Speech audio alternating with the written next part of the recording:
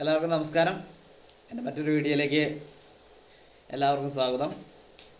ഇന്നത്തെ നമ്മുടെ ചിന്താ വിഷയം എന്ന് പറയുന്നത് വിശുദ്ധ ലൂക്കാ അറിയിച്ച നമ്മുടെ കർത്താവ് ശിംശയുടെ പരിശുദ്ധ സുവിശേഷം 12-ാം അധ്യായം 1 മുതൽ 3 വരെയുള്ള ഭാഗങ്ങളാണ്.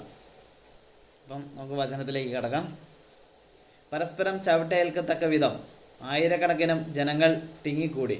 അപ്പോൾ അവൻ ശിഷ്യന്മാരോട് പറയാൻ തുടങ്ങി, ഫരിസേയരുടെ കാപട്യമാകുന്ന പുളിപ്പിനെ സൂക്ഷിച്ചുകൊള്ളുവിൻ. മറഞ്ഞിരിക്കുന്നതൊന്നും വെളിച്ചത്ത് വരാതിരിക്കുകയില്ല, നിഗൂഢമായിരിക്കുന്നതൊന്നും അറിയപ്പെടാതെയും ഇരിക്കുകയില്ല. അതുകൊണ്ട് നിങ്ങൾ ഇരുട്ടത്ത് സംസാരിച്ചത് വെളിച്ചത്ത് കേൾക്കപ്പെടും, വീട്ടിൽ സ്വകാര്യ മുറികളിൽ വെച്ച് ചെവിയിൽ പറഞ്ഞത് പുറമകളിൽ നിന്ന് പ്രഘോഷിക്കപ്പെടും. നമുക്കറിയാം, നമ്മൾ പല കാര്യങ്ങളും ചെയ്യുമ്പോൾ ആരും അറിയുന്നില്ലല്ലോ, ആരും കേൾക്കുന്നില്ലല്ലോ എന്നൊക്കെ നമ്മൾ ചിന്തിക്കും. പക്ഷേ എല്ലാം അറിയുന്നവനായ സ്വർഗസ്ഥനായ പിതാവ്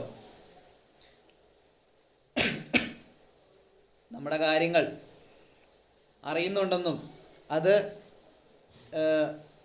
എല്ലാവരും കാണുക ഒരു പരസ്യമായ വിധി ഉണ്ടാവും എന്നും നമ്മൾ ചിന്തിച്ചു കഴിഞ്ഞാൽ നമ്മൾ ആ ചെയ്യുന്ന കാര്യങ്ങൾ അല്ലെങ്കിൽ തെറ്റായ കാര്യങ്ങൾ നമ്മൾ ചെയ്യാൻ ഒരിക്കലും ഉടമ്പടുകയില്ല. അതുകൊണ്ട് ദൈവത്തിൽ വിശ്വാസമർപ്പിച്ച് ദൈവത്തോട് കൂടെയായിരുന്ന് നല്ല നല്ല കാര്യങ്ങൾ ചെയ്യുക. അതിനൊരു പ്രത്യേകതയും കൂടെയുണ്ട്. നമ്മൾ പോസിറ്റീവായിട്ട് ചിന്തിക്കുകയും പോസിറ്റീവായ കാര്യങ്ങൾ ചെയ്യുകയും ചെയ്തു കഴിഞ്ഞാൽ നമ്മുടെ ഓറ, അതായത് നമ്മുടെ മനസ്സിൻ്റെ ആ ഒരു ശക്തി വർദ്ധിക്കുകയും ദൈവവുമായിട്ട് കൂടുതൽ അടുക്കുകയും ചെയ്യും. അതുകൊണ്ട് നമുക്ക് പിന്നെയും നമ്മുടെ പോസിറ്റീവായിട്ടുള്ള കാര്യങ്ങൾ ചെയ്യുകയും നമ്മളിലേക്ക് പോസിറ്റീവ് എനർജി വരികയും ചെയ്യും.